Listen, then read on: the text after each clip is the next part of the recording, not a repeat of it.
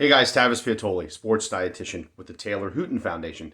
Today I want to talk to you guys about why athletes can't gain weight, especially younger athletes. When we look at like a high school athlete, even a college athlete, especially those younger athletes, they're going through a lot of changes. When you're 14 to 18, hormonal changes, hormonal adaptation, just really getting engaged in a lot of the sports, especially when they're starting out a little bit younger. And they really don't value nutrition just yet, so they don't really understand, hey, what do I need to do to change my body? They're doing a lot of activity. They're just kind of understanding why nutrition may be important.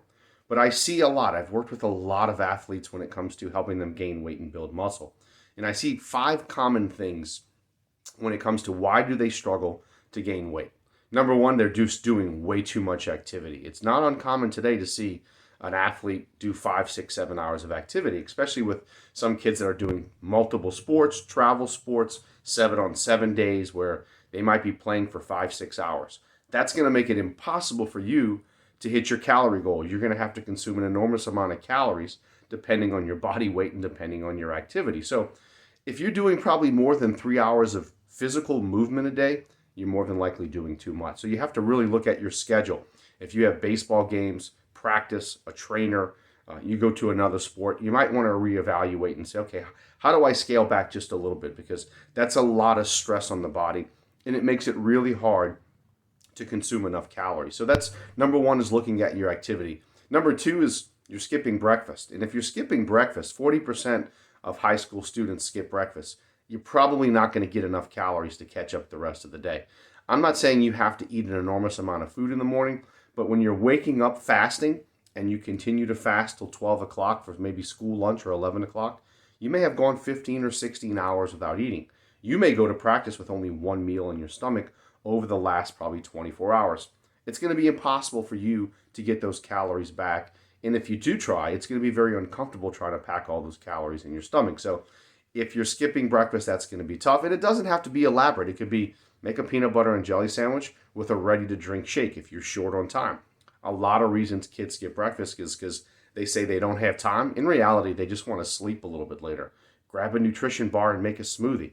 Make your sandwich the night before. So there's ways to do this and overcome those challenges. Even if you're not hungry, we can train your body to get hungry. Number three is infrequent eating, going long periods of time without eating. It's not uncommon for someone to eat breakfast and then they don't eat again until 12 o'clock. Breakfast might be at 6 or 6:30. Lunch might be at 12 or 12:30. We can't have those large gaps in between the day to where you're going 6, 7, 8 hours without eating. Again, it's almost like not eating breakfast. You're going to have to catch up later in the day, or we're going to have to catch up at other times as well. So try to make sure you plan ahead, bring snacks to school. I see the most successful athletes that overcome these challenges and gain weight and build muscle. They're bringing food to school. And what they're doing is they're spending about 10 or 15 minutes on the weekend prepping some of those snacks, so having a plan. Number 4, only drinking water throughout the day. Hey, look, water's great. It's a great hydrating agent, but there's no calories in water. So with your meals, have 2% or whole milk. Have 100% juice. Make sure you're getting quality calories. I don't recommend drinking sports drinks with meals just because that's empty. That's pretty much empty calories with no vitamin content. Milk has at least vitamin D. It also has calcium. 100% juice usually has at least vitamin C. So no matter what people say, oh, these things, you shouldn't drink these, that cause this. Well, when you're trying to gain weight and build muscle and your stomach tolerates it just fine, then adding 1 cup of those to every meal will add an extra 450 calories a day. That could be the thing that can get you over the hump. Another thing is low-calorie snacks. I see it's very common for individuals that they might eat a 200-calorie snack when you might eat a 500-calorie snack to really hit your goals.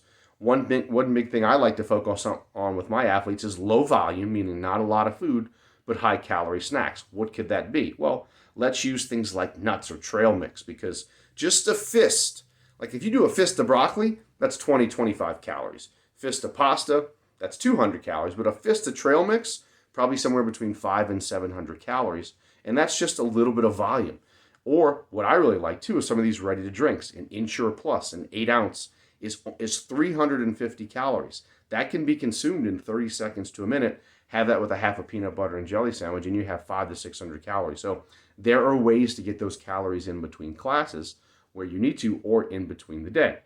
And then something else to kind of consider is just a little bonus tip is don't sleep too late on weekends. You might have 5 days where you're hitting your calorie goals Monday through Friday because you're getting up at the same time, you're eating at the same time, but on Saturday and Sunday, you want to sleep till noon. And I get it. You want to get that extra rest because you're tired.